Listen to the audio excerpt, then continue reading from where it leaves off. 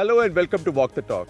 I'm Shekhar Gupta and my very special privilege to introduce a very special guest today, Madhav ji. How do I introduce you? General Secretary of the BJP, Yes, Ambassador of the RSS in the BJP, the best friend of all of us for a very long time on behalf of the RSS in Delhi, or the most modern face of the RSS. So right now I hold the post of General Secretary of the BJP. I think that is the most appropriate description. Right. But what is the association you've enjoyed most? Working for the RSS or working now for the BJP? Working for the BJP is always a challenge that I realized 2 years down the line. Working in RSS was always more homely, more comfortable. Right. It was fun. Here it's a challenge, but I love this challenge also, obviously. But challenge how? Politics is a totally different ball game. Huh. And we as people trained in RSS for so many years, for us to get adjusted to the kind of environment you encounter here in politics. It's And there are many compromises to make in politics. I try not to make any compromises, but you have to. But the atmosphere is definitely more demanding, pressurizing, stifling. So we are doing our Shri Ganesh in front of Ganeshji. So let me ask you a tough question. Have you made any compromises lately that you had no choice? I mean, you knew that it was a compromise, but in the larger interest you had to.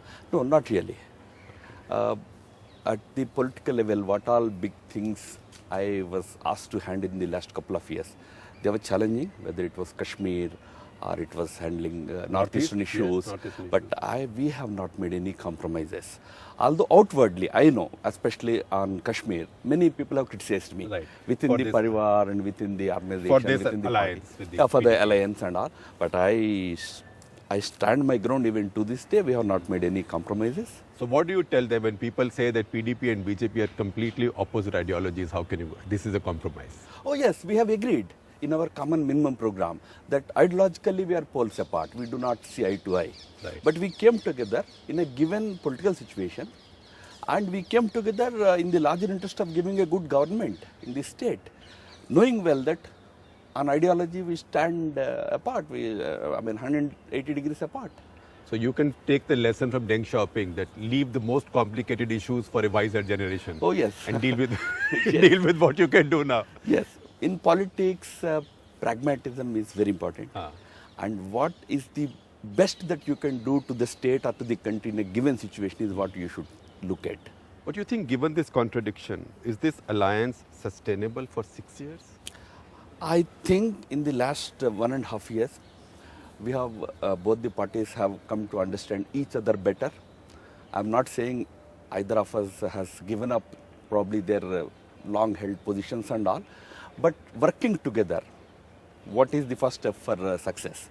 And that we have been able to, the chemistry has definitely improved. But I'm sure the government will last for all the 6 years. So what is the difference between dealing with Mr. Mufti, late Mr. Mufti, and Mehbooba? You see two different individuals. Immediately at the person level, they are two different individuals. And just describe them personally, because you dealt with both of them closely. I would say Mufti Saab was much more experienced in politics. Right. That doesn't mean I'm not saying Mehbooba is inexperienced. Right. But being in the government, running a given ministry, running the government, Mufti Saab had more experience. Mehbooba ji, in the last 6 months, ever since she became the Chief Minister in March, in the last 6 months, she has shown tremendous ability to know, grasp and understand things. Otherwise, our comfort levels with both, with Mufti Saab as well as with Mehbooba ji, have been fairly good. But Mufti Saab also had networking across the political spectrum, which she doesn't. That used to make things difficult for us. Difficult for you or easier for you? No, because he is a much more seasoned person, much more experienced person. Right. To get him to agree to a particular thing probably used to be much more difficult because of his knowledge, his seniority, his experience. With Mehbooba ji, is more comfortable. We almost belong to same age group. You know, you saw Mehbooba being asked a question in Delhi at a tourism conference where she got upset. I think an Aam Aadmi Party minister asked her if she will basically come up to BJP RSS test of nationalism, called Burhan Wani a terrorist, etc. What was your feeling when that happened? But did you think, I wish I was asking this question, or do you think, as some of us did, that this is unnecessary? We have to understand that Kashmir is a different situation.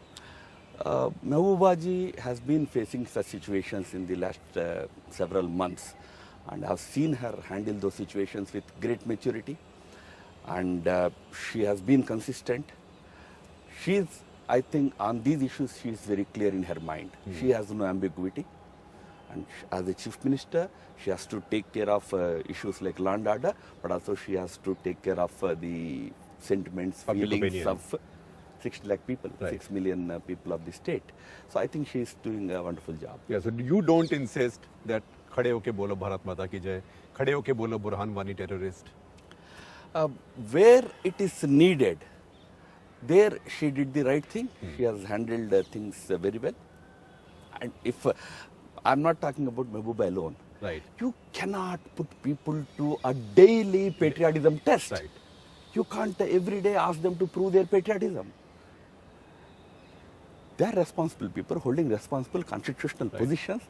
They are having a, You know, Ram Madhav ji, you are saying that, but that's a very, very significant statement. Will you then also expand it and apply it to all fellow Indians? That nobody has to prove his patriotism every on a day. daily basis. On a No, daily what I am basis. trying to say is, if somebody is working against the interest of the country, question him, Yeah. challenge him. If you have And power, he defeat can, him. and he can shout Bharat Mata ki jai and still be anti-national. No, but if you want somebody to prove his patriotism every day in a TV studio, Right. that is unfair. That is That you unfair. don't do. You have your viewpoint. Challenge him on issues, but don't make it a patriotism test. Do you get concerned when you see this happening every evening on TV studios? Sometimes yes. Sometimes yes. Because after all, we all also pass through those tests. I have seen people questioning our nationalism, us calling us communal every day, morning and evening, every day. Then we used to feel, yeah, how many times should I say that I'm not communal? So, I mean, you had to have a Muslim driver or somebody. yes, Muslim to prove that you are prove, you are not communal. Right. So that kind of thing is, I think, not correct. Unfair. So you think some of the TV, now we're getting, we are digressing, but it's a good digression.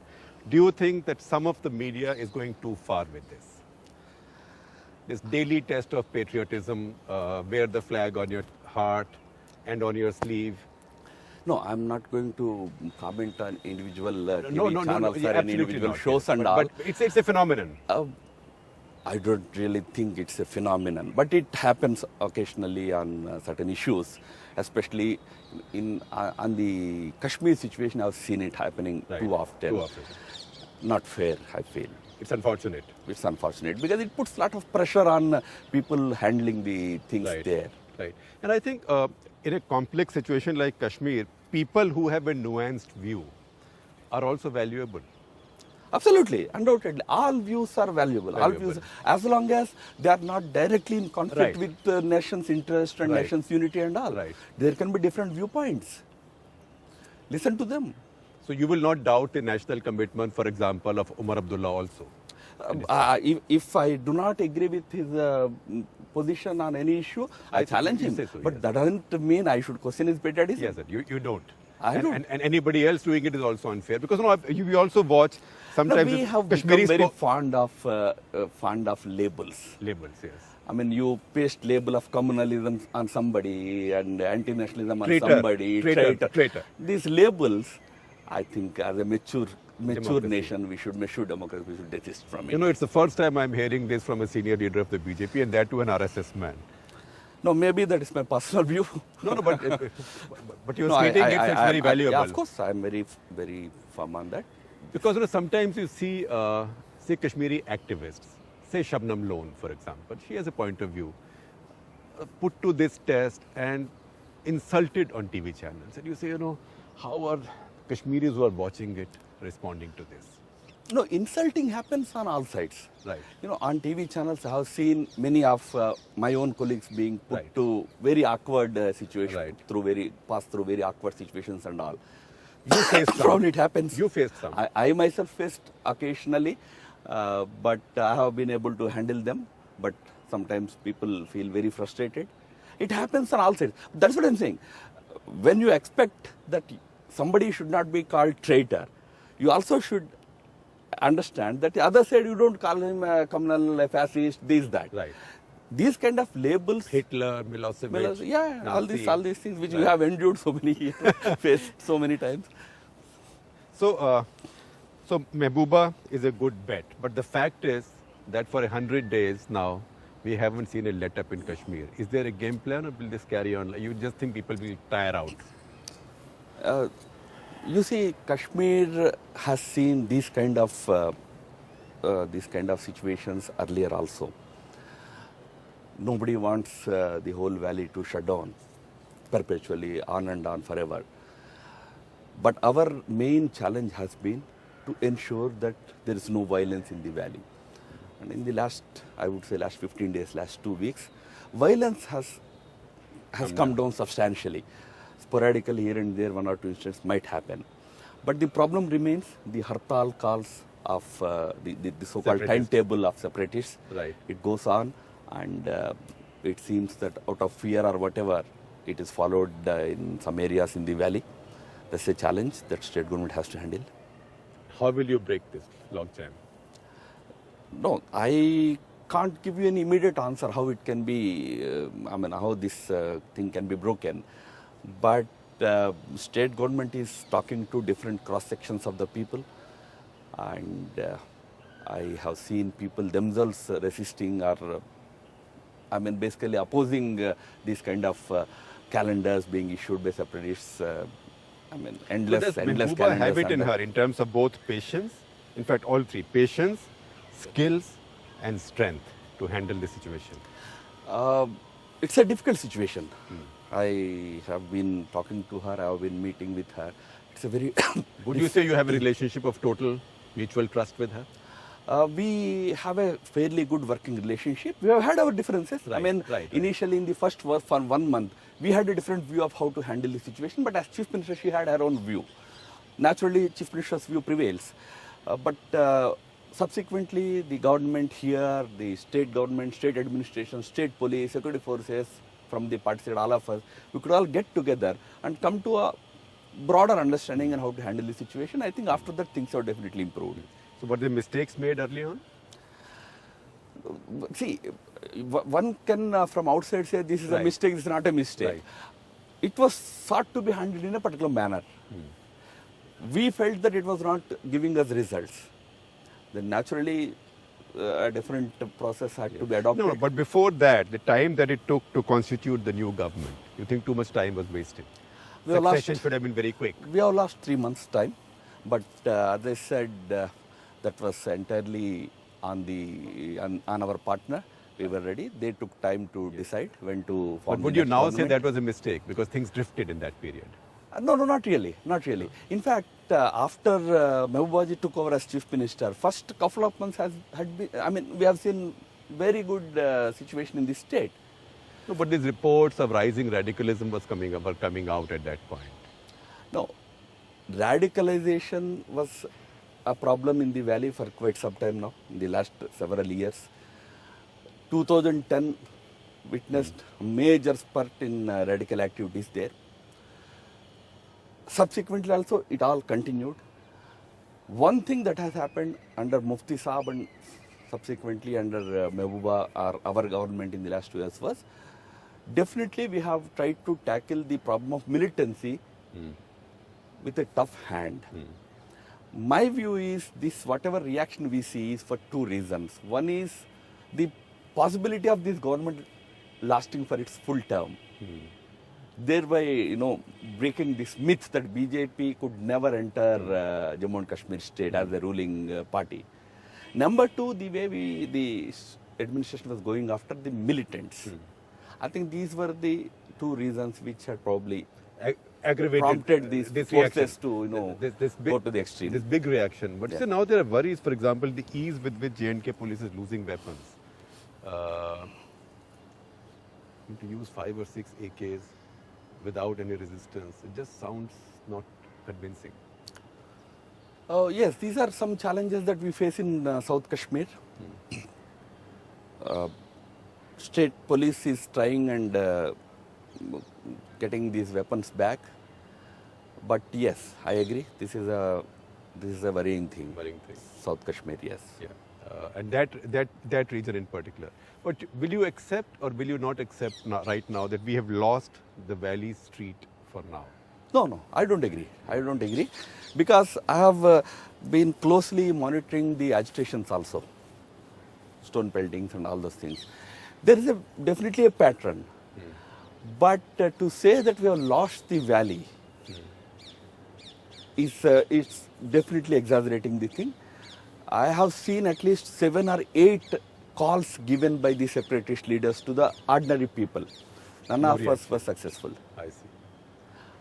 But then, yes, if there is an effort to mobilize 20 people, 50 people, 50 youngsters with stones and all, that succeeds in some places, and that makes the news. Because then there is response to that, and that's where the whole pellet phenomenon comes in. Yes. No, pellet guns were the less lethal option that was thought of after 2010. When 125 people got killed. It turned out to be an ugly option. See, that's why the government decided to look for even lesser lethal options. But a situation like stone pelting, how to handle it? So you have seen it in parts of West Asia, West Asian conflict. You have seen it. Right. Then you see it in our country. Right. How to handle it is a major challenge. I mean, today government is thinking of other options. That is a new kind of chili powder. New kind chili-based of weapons less lethal options. Right. That's how it is described. So were you also as shocked by the impact of pellets as many of us were? No, I think at one level, it's unfortunate that they led to some people losing sight partially, fully, and all that. But at another level, they were the most effective, less lethal means in tackling the situation in the valley. That also is equally true. They make very disturbing pictures globally. Any injury, any death makes it disturbing. I agree. Marks and eyesight. When you say some people, what is some people who lost their eyesight fully or partly? Yes, I mean the data available with us suggests that about 10 to 15 people have lost both the eyes. I mean full eyesight, and larger number of people have lost it partially. Hundreds, scores. Scores is Not what I was given to Not understand. 100. But yes, when pellets hit the body, you will have scars, you will have marks. But because the numbers you are giving of blindings, partial and full, will be checked out. Because Yes, of course, everybody will watch they what should you are be saying. checked. It should be checked. So people on the ground will check out. So be prepared tomorrow if somebody says, I found 105, not 15. No, I will only go by the official data that is provided by the state government. And that is the state. Yes.